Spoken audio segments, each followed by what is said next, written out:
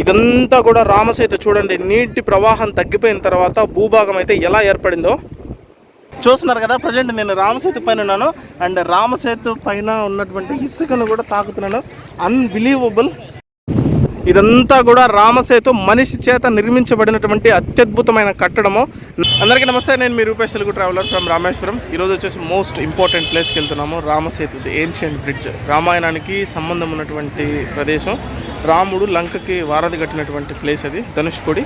అక్కడికి వెళ్తున్నాము. సో చాలా ఇంపార్టెంట్ వీడియో, లాస్ట్ వరకు చూడండి. సో రామసేతు దగ్గరికి మనం ఎలా వెళ్ళాలి అంటే, అగ్నితీర్థం పక్కనే బస్ స్టాప్ ఉంటుంది. సో నా బ్యాక్ సైడ్ చూస్తున్నారు కదా, అక్కడంతా కూడా అగ్నితీర్థం దగ్గర ధనుష్కోడి బస్ స్టాప్ ఉంటుంది. సో ఇక్కడ బస్ స్టాప్లో కనుక మనం ఉంటే, ఇక్కడ ఎవ్రీ హాఫ్ అన్ అవర్కి 20 మినిట్స్కి బస్సెస్ అనేది అవైలబుల్లో ఉన్నాయి. ఇక్కడ నుంచి ఆల్మోస్ట్ 20 కిలోమీటర్స్ ఉంటుంది ధనుష్కోడి. సో మనం బస్సులో అయితే వెళ్ళొచ్చు. ఆటోస్ కూడా వెళ్తూ ఉంటాయి, ఆటోస్ కూడా హైర్ చేసుకుని వెళ్ళొచ్చు, గ్రూప్ పీపుల్ ఉంటే. సో ఇప్పుడు మనమైతే, నేను సోలోగా ఉన్నాను కాబట్టి బస్సులో వెళ్తున్నాను. ఇక్కడ నుంచి అప్రాక్సిమేట్గా హాఫ్ అన్ అవర్ పడుతుంది రామసేతు వ్యూ పాయింట్కి వెళ్ళడానికి. భారతదేశపు చిట్ట చివరి భూభాగం అది ధనుష్కోడి అనేది. సో లాస్ట్ పాయింట్ ఆ ప్లేస్కి అయితే వెళ్తున్నాము. అది చాలా ఏన్షియంట్ బ్రిడ్జ్, మీ అందరికీ తెలుసు. రామసేతు అనేది ఎంత ప్రాముఖ్యత పొందిందో. సో ఇప్పుడు ఆ ప్లేస్కి వెళ్తున్నాము. వీడియోని అయితే లాస్ట్ వరకు చూడండి. ఇక్కడ కనపడుతుంది కదా, అది అగ్నితీర్థం నుంచి కొంచెం ఇలా ముందుకు నడుచుకొని వస్తే ఇదంతా కూడా ధనుష్కోడి బస్ స్టాప్. ఎవరిని అడిగినా చెప్తారు మీకు ధనుష్కోడి బస్ స్టాప్ ఎక్కడని అడిగితే. అలాగే అక్కడ చూస్తే కనుక మీకు ఆటోలు కూడా వెళ్తూ ఉంటాయి, ఆటోలు కూడా వెళ్ళొచ్చు.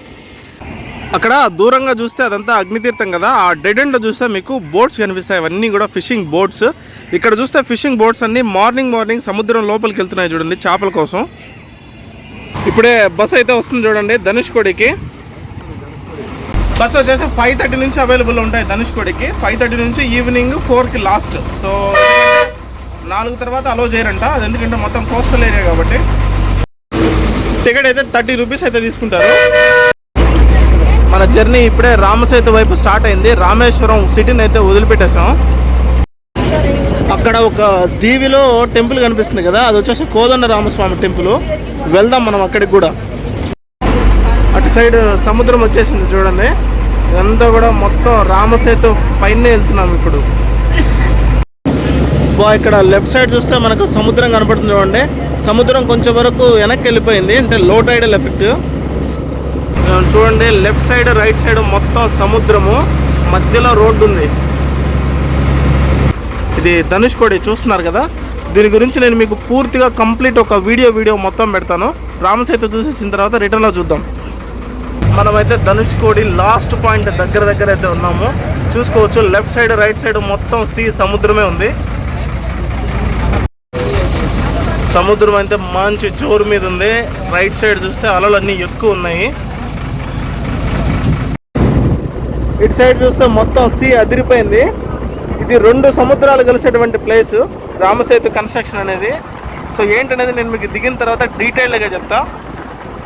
ఎంత బాగుంది కదా అసలు, వావ్, అదిరిపోయింది. మన బస్సును అయితే ఇప్పుడే ధనుష్కోడి లాస్ట్ పాయింట్లో అయితే ఆపారు. అది Dhanushkodi. So Dhanushkodi last point.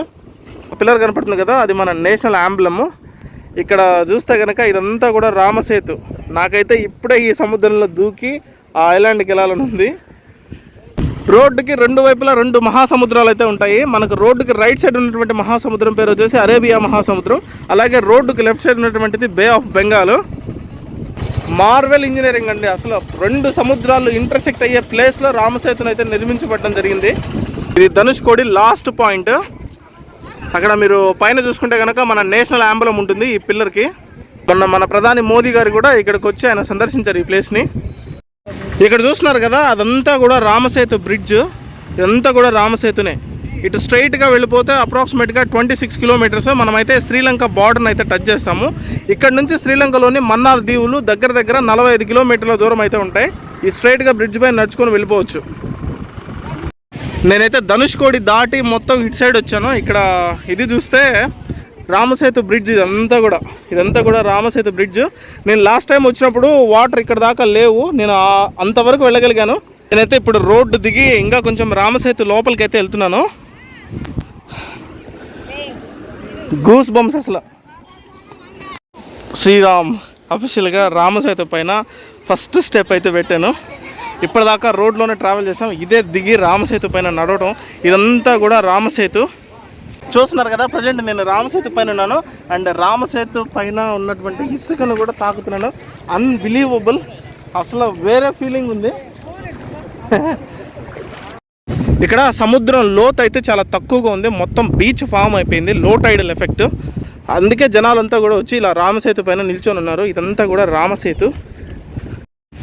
అక్కడ ఒక చిన్న ఐలాండ్ లాగా ఉంది కదా, ఆ ఐలాండ్ దగ్గరికి వెళ్తున్నాను. ఐలాండ్కి వెళ్ళాలంటే ఇక్కడ సముద్రం లోపలైతే నడుచుకుని వెళ్ళాలి. ఇదంతా కూడా రామసేతు లోపల ఉన్నటువంటి భూభాగం. నేనైతే నడుచుకుని వెళ్తున్నాను. పెద్ద లోతేం లేదు, 1 to 1.5 feet అంతే. రామసేతు ఎంత బ్యూటిఫుల్గా ఉంది. ఇది 2 oceans అంటే 2 మహాసముద్రాలు ఇంటర్సెక్ట్ అయ్యే ప్లేస్లో దీన్ని కన్స్ట్రక్షన్ అయితే చేశారు. కళ్ళ ముందు నేనైతే ఎప్పుడూ ఇంత ఎగ్జైట్మెంట్లో లేను. ఇన్ని ప్లేసులు ట్రావెల్ చేశాను కానీ అసలు ఈ ప్లేస్కి రాగానే, రామసేతు చూడంగానే, రామసేతు పైన కాలు పెట్టంగానే తెలియని వైబ్రేషను. ఇదంతా కూడా రామసేతు చూడండి. నీటి ప్రవాహం తగ్గిపోయిన తర్వాత భూభాగం అయితే ఎలా ఏర్పడిందో. ఇటు ఉంది కదా, ఇటు స్ట్రైట్గా ఒక 25 kilometers వెళ్ళిపోతే శ్రీలంకలోని మన్నార్ దీవులకి అయితే వెళ్ళిపోతాము. శ్రీలంక చాలా నియర్ బై. ఈ ఐలాండ్ చూస్తే దిమ్మ తిరిగిపోతుంది, ఎంత బ్యూటిఫుల్గా ఉందో అసలు. ఇదంతా మనం నిల్చొని ఉన్నాం కదా, ఇదంతా కూడా రామసేతులో ఒక పార్ట్. లో టైడల్ ఎఫెక్ట్ వల్ల సముద్రం వెనక్కి వెళ్ళిపోవడం వల్ల ఈ భూభాగం అయితే ఏర్పడింది. చూడండి అసలు ఎలా ఉందో. బ్యాక్ సైడ్ అంతా కూడా ఇటు సైడ్ శ్రీలంక. ఇక్కడ సార్ వచ్చి సముద్రంలో దొరికే షెల్స్ ఉన్నాయి కదా, అవన్నీ కలెక్ట్ చేస్తున్నారు ఆయన, జస్ట్ ఫర్ ఫన్. చూడండి ఎంత బాగున్నాయో, మొత్తం ఒరిజినల్ షెల్స్ అయితే దొరుకుతున్నాయి సముద్రంలో ఉన్నవన్నీ కూడా. నేను చూడండి అక్కడ నా బ్యాగ్ పెట్టేస్తాను, నా బ్యాగ్ ఓం నమ శివాయ. రామసేతు పైన మొత్తం అసలు తిరుగుతూ ఉన్నాను అప్పటి నుంచి. చూడండి అసలు ఎంత మార్వెల్ ఇంజనీరింగో. పిల్లలకి చూపించాల్సింది, ఇవ్వాల్సింది పబ్జీ గేమ్లు, ఫ్రీ ఫైర్ గేమ్లు కాదండి.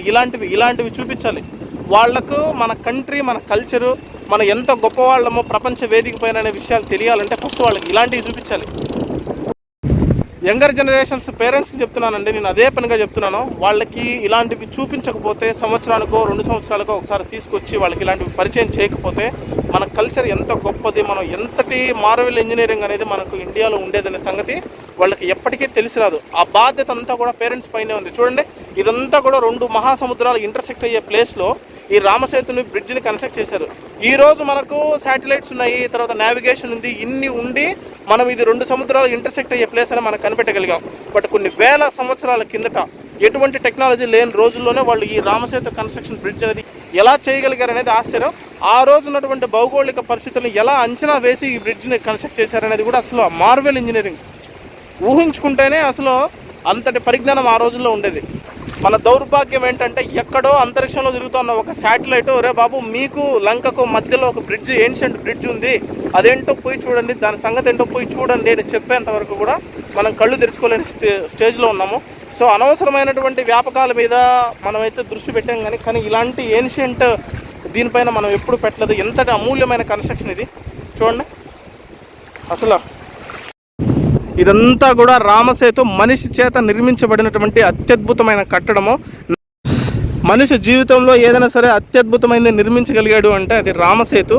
మానవ పరిజ్ఞానానికి, మనిషి జీవితానికి, మనిషి అనుకున్నది సాధించగలరు అనేటువంటి ఒక నమ్మకానికి ఇది ఒక చక్కటి ఉదాహరణ. సముద్రం పైన బ్రిడ్జ్ కట్టడం అంటే అది మామూలు విషయం కాదు, అసలు అనన్య సామాన్యమైన విషయం. అది అసాధ్యాన్ని కూడా సుసాధ్యం చేసి చూపించారు రామాయణంలో. అసలు రామసేతు అనేది ఎలా కన్స్ట్రక్ట్ చేయబడిందో బ్రీఫ్గా చెప్తాను చూడండి. మనందరికీ తెలుసు కదా, రాముడు సీతమ్మ వారిని తీసుకెళ్ళి లంకలో పెట్టేశాడు. సో మనం సీతమ్మ వారిని వెనక్కి తెచ్చుకోవాలి అంటే సముద్రం పైన వెళ్ళాలి. కాబట్టి అందరికీ గాల్లో వెళ్ళి సీతమ్మ వారి దగ్గరికి చేరుకునే అవకాశం లేదు. కాబట్టి సో వానర సైన్యం అంతా కొన్ని కోట్లలో ఉండేవాళ్ళు. వాళ్ళందరినీ భారతదేశం నుంచి లంకకు దాటించాలంటే ఖచ్చితంగా కూడా బ్రిడ్జ్ అనేది అవసరం. సో ఈ బ్రిడ్జ్ నిర్మాణానికి ఏం చేశారంటే ఆ రోజుల్లో భౌగోళిక పరిస్థితులను అంచనా వేసి నలుడు అనేటువంటి ఒక వానర సైన్యంలో ఒక యోధుడు ఉండేవాడు. ఆయనకు ఒక వరం ఉండేది, ప్రత్యేకమైన వరం. ఆ వరం ఏంటంటే ఆయన ఏదైనా సరే చేత్తో ఒక వస్తువుని తాకితే దాన్ని నీళ్ళలో వేస్తే కనుక అది తేలేది. సో ఆ ట్రిక్ను ఉపయోగించి చూడండి, ఆ రోజుల్లోనే అంత టెక్నాలజీ. ఆయన ప్రతి రాయిని తాకేవాడు. సో వానర సైన్యం అంతా కూడా రాళ్ళు తీసుకొచ్చి సముద్రంలో వేసి మళ్ళీ దానిపైన ఇసుకని బెడ్లాగా వేసి ఆ బ్రిడ్జ్ పైన లంకకు అనేది చేరుకోవడం జరిగింది. అక్కడ యుద్ధాన్ని చేసి రాక్షసులందరినీ సంహరించి అమ్మవారిని వెనక్కి తెచ్చుకోవడం జరిగింది. వెనక్కి తెచ్చుకున్న తర్వాత ఇక్కడ ఇంతటి విజయానికి కారణమైన పరమేశ్వరుడికి సో రాముడు ప్రతిష్ఠ చేశారు శివలింగాన్ని. ఇదే ఇప్పుడు మనం చూస్తున్నటువంటి రామేశ్వరం టెంపుల్. సో ఇది సంక్షిప్తంగా సూక్ష్మంగా దీని వెనకాల ఉన్నటువంటి ఇది. సో ఇంతటి ఏన్షియంట్ బ్రిడ్జ్ కాబట్టి ఎందరో మహనీయులు మహాత్ములు ఈ బ్రిడ్జ్ పైన నడిచి వెళ్ళారు కాబట్టి సో ఇది ఎప్పటికీ కూడా పరమ పవిత్రమైన బ్రిడ్జ్. నా దృష్టిలో మాత్రం ఇది న్యాచురల్ వండర్స్లో ఇది ఒక వండర్గా కూడా దీన్ని పరిగణించాలి. కానీ దురదృష్టవశాత్తు మన వాళ్ళకి ఇవేవి పట్టవు. సో అది మర్చిపోయాను, అసలు టైంని మర్చిపోయాను, నేను ఎక్కడున్నానో మర్చిపోయాను. అసలు నాకు ఓన్లీ రామసేతు సముద్రం మాత్రమే కనపడుతుంది. ఆ రోజు రామాయణంలో జరిగిన సిచ్యువేషన్స్ కొన్ని ఊహించుకుంటానే టైం అయితే స్పెండ్ చేస్తున్నాను రామసేతు బ్రిడ్జ్ పైన. అక్కడ మీకు దూరంగా కనపడుతుంది కదా, అది కూడా రామసేతులో ఒక పార్ట్. ఇప్పుడు సముద్రంలో టైడల్ ఎఫెక్ట్ ఉంది కదా, సో కొంచెం వాటర్ అనేది ఎక్కువ వచ్చేసాయి దానిపైకి. ఇప్పుడు మనం చూస్తున్నాం కదా, ఇదంతా కూడా బే ఆఫ్ బెంగాల్. ఇది రామసేతుకి లెఫ్ట్ సైడ్ ఉన్నటువంటి సముద్రం పేరు బే ఆఫ్ బెంగాల్. నేను మీకు చాలాసార్లు చెప్పాను. అలాగే రామసేతుకి రైట్ సైడ్ ఉన్నటువంటి ప్లేస్ అరేబియా మహాసముద్రము. కలర్ డిఫరెన్స్ ఉంది రెండిటికి. ఇది కొంచెం లైట్ బ్లూలో ఉంది కలర్ వాటర్, అది కొంచెం బాగా బ్రైట్ గ్రీన్లో ఉంది సీ గ్రీన్. సో అటు సైడ్ వెళ్ళి ఇప్పుడు అరేబియా మహాసముద్రాన్ని కూడా చూద్దాం. చూడండి, జనాలు మొత్తం ఒక్కసారిగా వచ్చేసారు. అంతా ఎంత మంది వచ్చారో చూడండి రామసేతు విజిట్ చేయడానికి. ఇక్కడ రామసేతు పైకి వెళ్తూ నేను చెప్పులు వేసుకెళ్ళలేదు, ఇక్కడే ఒడ్డునే వదిలిపెట్టేసి వెళ్ళిపోయాను. దీన్ని వెతకడానికి నాకు ఆల్మోస్ట్ 20 minutes పట్టింది, ఏ రాయి మధ్యలో చెప్పులు పెట్టానని. ఇందాక మనం అక్కడ ఉన్నాం కదా, అదంతా కూడా బే ఆఫ్ బెంగాల్. ఇప్పుడు మనం అరేబియా మహాసముద్రం సైడ్ వెళ్దాము. 2 సముద్రాలు ఒకే చోట ఇంటర్సెక్ట్ అవుతాయి. ఇక్కడ చూడండి, సముద్రం మంచి ఊపులో ఉంది, మొత్తం అలలు తాకిడి అంతా ఎక్కువ ఉంది. అటు సైడ్ మాత్రం సముద్రం ప్రశాంతంగా ఉంది, ఇటు సైడ్ కొంచెం అలల తాకిడి అంతా ఎక్కువ ఉంది. ఇదిగోండి, వావ్. ఇక్కడ చూస్తున్నారు కదా, అరేబియా మహాసముద్రం ఇలా వచ్చి ఇక్కడ కలుస్తుంది, అండ్ అటు సైడ్ ఉన్నటువంటి బే ఆఫ్ బెంగాల్ ఇలా వచ్చి ఇక్కడ కలుస్తుంది. సో ఈ 2 సముద్రాలు ఇలా ఇంటర్సెక్ట్ అయ్యే ప్లేస్లో ఈ ప్లేస్లో రామసేతు నిర్మాణం అయితే జరిగింది. చూడండి ఎంత మార్వెల్ ఇంజనీరింగో ఆ రోజుల్లో, అద్భుతంగా ఉంది. అసలు కళ్ళతో చూస్తుంటే చూసినంతసేపు చూడాలనిపిస్తుంది. ఫైనల్గా మనం రామసేతుకు బాయ్ చెప్పాల్సిన టైం అయితే వచ్చింది. ఇక్కడ నుంచి దగ్గరలో ధనుష్కోడి రైల్వే స్టేషన్ ఉంది. 1964లో ఇక్కడ ఒక పెద్ద సైక్లోన్ వచ్చి ఆ ప్లేస్ మొత్తం వ్యానిష్ అయిపోయింది, ట్రైన్ కూడా కొట్టుకుపోయింది. సో అలాంటి ప్లేస్కి వెళ్ళిపోతున్నాం ఇప్పుడు. అది చాలా బాధాకరమైనటువంటి ప్లేస్. సో నెక్స్ట్ వీడియో అదే, తప్పకుండా చూడండి. సో దీనికైతే కంటిన్యూషన్ ఉంటుంది, ఎందుకంటే అది లాంగ్ అవుతుంది కాబట్టి ఆ ప్లేస్కి వెళ్తున్నాం. ఇక్కడ నుంచి జస్ట్ అప్రాక్సిమేట్గా 3 to 4 kilometers అంతే వెళ్తున్నాను.